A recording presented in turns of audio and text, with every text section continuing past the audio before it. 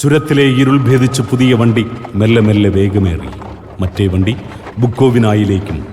പഴയ വണ്ടിയും അതിലെ കൂട്ടുകാരും അകലവേ മനസ്സിന് വല്ലായ്മ.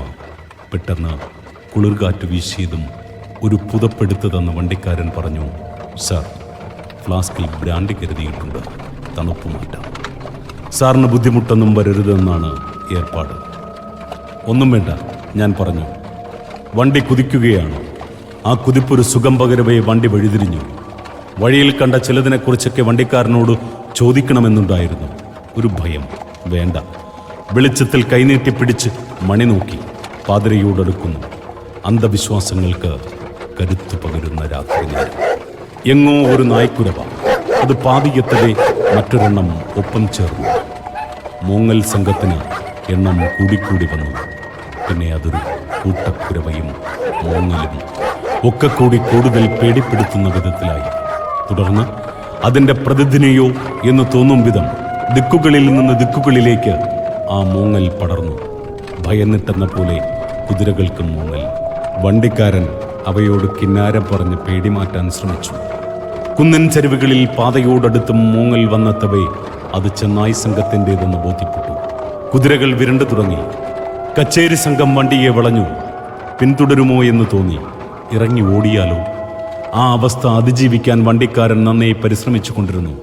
അയാൾ വണ്ടി ഒരിടത്തൊതുക്കി കുതിരകളെ തഴുകി അവയുടെ കാതിൽ എന്തോ മന്ത്രം പറഞ്ഞു. അയാൾ വീണ്ടും കുതിരകളെ തെളിച്ചു. ഇനി ഇത്തിരി ഇടുങ്ങിയ ഒരു വഴിയാണെന്ന് കണ്ടു. അത് വലത്തോട്ട് തിരിഞ്ഞ് ഒരു ഗുഹയ്ക്കുള്ളിലോ എന്ന് തോന്നും വിധമുള്ള സഞ്ചാരം. വണ്ടി വിളക്കിൻ്റെ പ്രകാശം ഇരുവശത്തെയും പാറക്കെട്ടിൽ പതിച്ചു.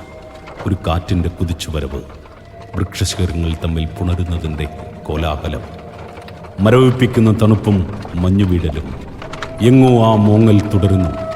പക്ഷേ മുമ്പത്തെ യാത്രയില്ല. വീണ്ടും ഇതാ ഒച്ച കൂടുന്നു. ദാ നീല നിറമുള്ള ഒരു വെട്ടം. ഇത്തിരി മാറിയാണത്. വണ്ടിക്കാരൻ അങ്ങോട്ട് നോക്കി. അയാൾ കടിഞ്ഞാൻ വലിച്ചു. വണ്ടി നിന്നു. അയാൾ ഇറങ്ങി. പിന്നെ കാണാനുമില്ല. അടുത്തടുത്ത് വരുന്നു ഒരു രൂപം. വണ്ടിക്കടുത്തേക്ക് വരുന്നു. ആര്? ചോദിക്കേണ്ടി വന്നില്ല. അത് വണ്ടിക്കാരൻ മടങ്ങി വന്നതായിരുന്നു. മൂത്രമൊഴിക്കാനോ മറ്റോ. വണ്ടി ഇളകി. ഞാൻ ഉറങ്ങിയോ? സ്വപ്നം കണ്ടിരുന്നു? ഇല്ല. വണ്ടിയിൽ ഉണർന്നിരിപ്പ് തന്നെ. മുമ്പിലത്തെ വെളിച്ചം വീണ്ടും. ആ നേരിയ ജ്വാലയുടെ ഇടം നോക്കി തന്നെ വണ്ടി നീങ്ങുന്നു. ഇപ്പോൾ ആ വെളിച്ചത്തിനിടയിൽ പെട്ട പോലെയായി വണ്ടി. കാണെ അത് കാണാതായി. വണ്ടി കയറ്റം കയറുവേ. മൂങ്ങലുകൾ പിന്നിലായിട്ടാണ്. പിറകെ വരുന്നതാണോ? വണ്ടി നിന്നു. വണ്ടിക്കാരൻ അപ്രത്യക്ഷനാകുന്നു. ഉടനെ വരും. പക്ഷെ കാണുന്നില്ല. ഉത്കണ്ഠ കൂടവേ അതാ അയാൾ.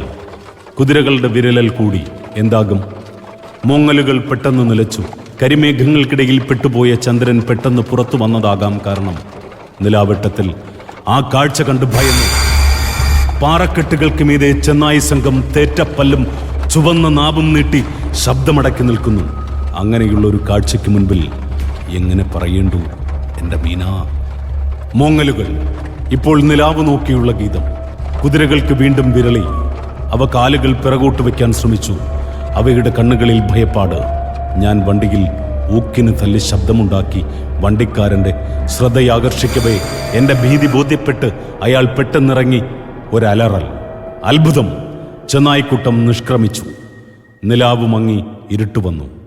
വണ്ടിക്കാരൻ ഇടയ്ക്കിടെ ഇറങ്ങുന്നത് വല്ല അപകടവും വഴിയിൽ പതിയിരിക്കുന്നോ എന്നറിയാനാവും. അയാൾ വണ്ടിയിൽ കയറി.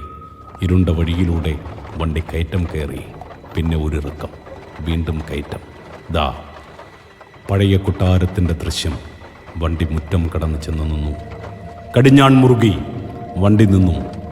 തുറന്നിട്ട പഴകിയ ജനലുകളിലൂടെ നോക്കവേ അകത്തെങ്ങും ഇരുട്ട്. ആകാശത്തെ ചുംബിക്കുന്ന കൂറ്റൻ കരിങ്കൽ കൊട്ടാരം നിലാവിൽ തെളിഞ്ഞു. എൻ്റെ ബീന, ഞാൻ കുറിക്കട്ടെ.